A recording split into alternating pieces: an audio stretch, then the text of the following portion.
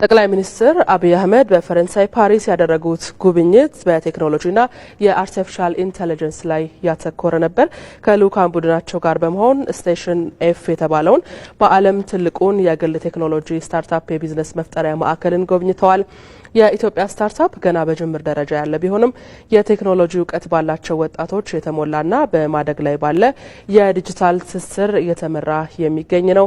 መንግስት እንደ ዲጂታል ኢትዮጵያ 2025 ያሉ ስትራቴጂዎችን በመንደፍ ፈጠራን ለመደገፍ እርምጃዎችን በመውሰድ ላይ ይገኛል።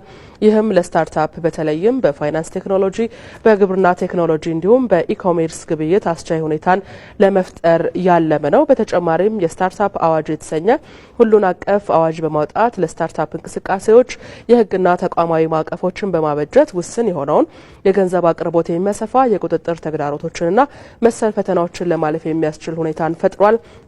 ጠቅላይ ሚኒስትር አብይ አህመድ በጉብኝታቸው በ5Gና በ6G ቴክኖሎጂ፣ በሳይበር ደህንነት፣ በአርቲፊሻል ኢንተለጀንስና የኦፕቲካል ትስስር ማዕከል የሆነውን የኖኪያ ፈረንሳይ ዋና መስሪያ ቤትንም ጎብኝተዋል። ጉብኝቱ የፋይበር ሴንሲንግ አቅርቦት፣ የኃይል ቁጠባ ብልሃትና የ5G ላቦራቶሪዎች ምልከታን ያካተተ ሲሆን ይህም በዘርፉ ፈጠራ፣ መሰረተ ልማት ግንባታና ዘርፍ ትብብሮች ላይ ለኢትዮጵያ ዋጋ ያላቸው ትምህርቶች የተገኙበት ነበር ተብሏል። በመጨረሻም ጠቅላይ ሚኒስትር አብይ አህመድ ፈረንሳይ የሚገኘውን ታሌ የምርምርና ቴክኖሎጂ ማዕከል ጎብኝተዋል።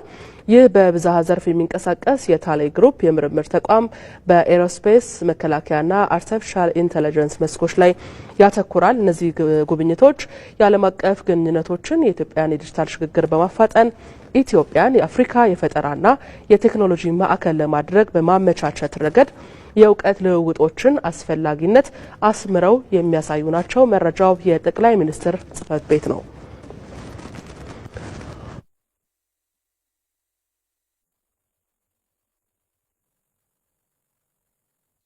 ጠቅላይ ሚኒስትር አብይ አህመድ በፈረንሳይ ፓሪስ ያደረጉትን ጉብኝት በተንቀሳቃሽ ምስል ተከታትለን እንመለስ።